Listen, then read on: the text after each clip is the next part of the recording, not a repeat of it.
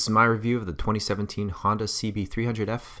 If you didn't know already, I rode this bike in my course, my M2 course, and I liked it so much I bought it. A little disclaimer is that this is my first bike. This is a brand new thing for me, and so I put about 450 kilometers into my riding experience before I did this review. So I'm about 6 feet tall and 185 pounds, and the 286 or 85 cc engine at 30 horsepower has no problem lugging my little frame around. It is a bit slow on the starts, but once you get it up to speed, it moves along just fine. Now this is labeled as a beginner's bike for most people, and I agree with it, but it's also a great bike for those people who are older, maybe more mature, and don't really care about going that fast off the line. The fit and finish of Honda has always been great. Even these little plastic parts that look like carbon fiber, they just look great and fit the motorcycle well as these little small plastic fairings. The high-vis yellow, that's subjective, but I really like it as a beginner for visibility. Well, let's move on to the bits and pieces. We'll start with the dash. The dash is great. It has all the basic bits on it and great visibility, especially at night. The one downside I would say is there's no gear indicator, which would come in handy, especially for a beginner. And now all the most important parts, which are the controls. There's the kill switch and the starter button. Throttle is responsive and most importantly smooth. And of course we have the front brake lever and then the rear brake. On the left side we have a lot more. Obviously the clutch pull is pretty light overall. I can do it with one finger or two fingers. The friction zone is closer to the end. The high-low beams, the horn, and of course the turn signals. Easily operated with my glove.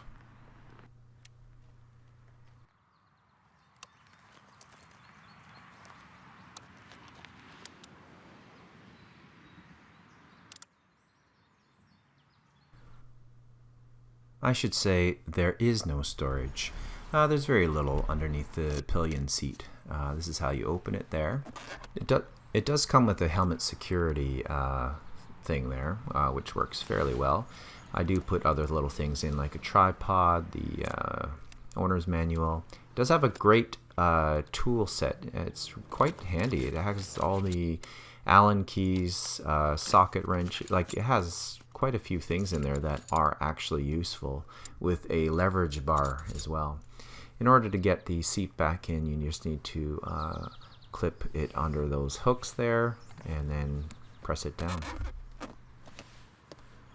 The gas cap or fuel cap is pretty simple. You stick the key in there, turn it, pops off, and the key actually will stay in the gas cap. Just make sure when you fill it up you do it really slowly, as to not overfill by accident. To put it back in, you just push it down until you hear the click. The key will turn automatically. You pull out.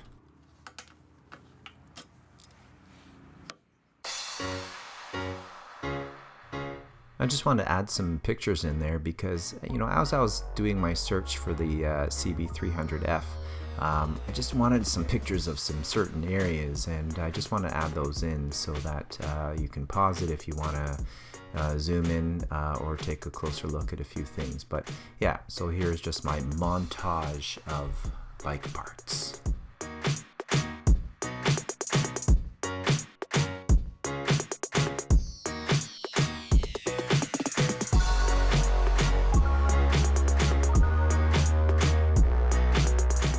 And everybody's favorite, the exhaust.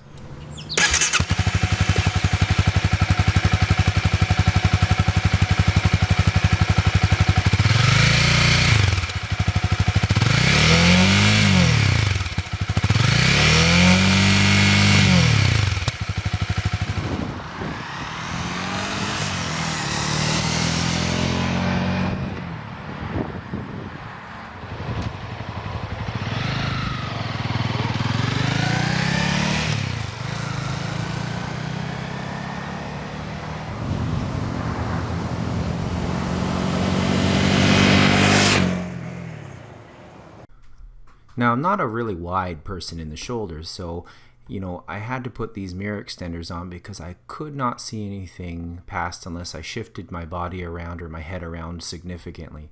So these have been a lifesaver. Literally. So Honda, please fix this. Just make them a little wider.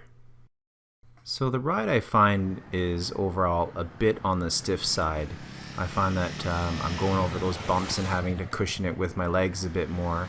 But overall I find that it's been acceptable.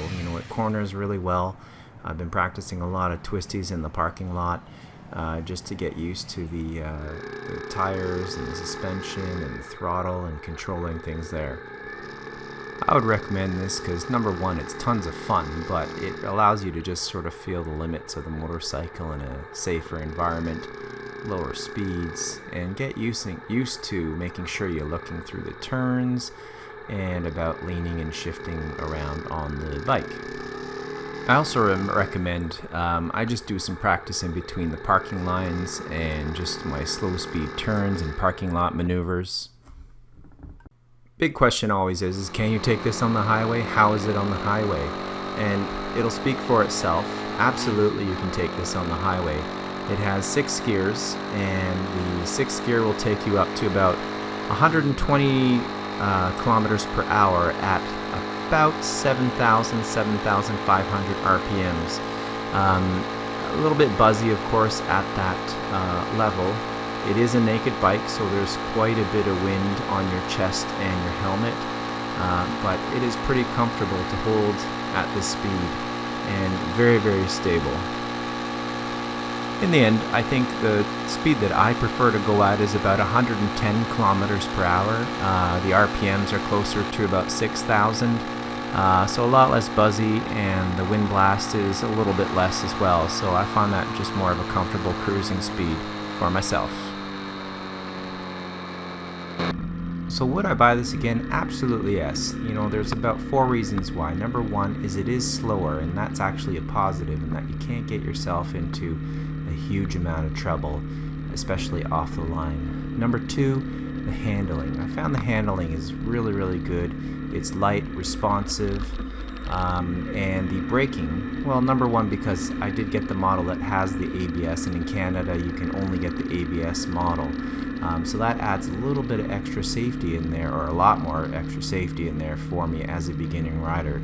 And lastly but not least is the price. For the price of a brand new bike, I got a really good deal on this, and it's a good place to start for me.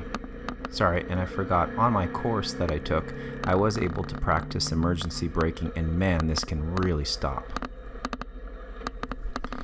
And here's a little bit from my group ride with the few guys that I met from my M2 course. Jimmy, Chris, and Tyler. Tyler's the dude on the WRX. He's so slow. So some cons or downsides right now is number 1, it is slow. So it's a positive and a negative. It is slower. It does have a hard time, a little bit less torque to keep up. Number 2, it's naked, so there is quite a bit of a wind blast on your chest and helmet. And number 3, storage. Well, that's a minimal concern. Other than that, it's a very solid bike. It's a great buy, and I'm extremely happy with it. Well, thanks for watching, and I hope this helped you if you're looking for this bike or just want to make some comparisons of this bike. Like I said, it's a great one, and I'm so happy I got it. Anyway, there'll be more to come regarding the motorcycle, and I hope you enjoy.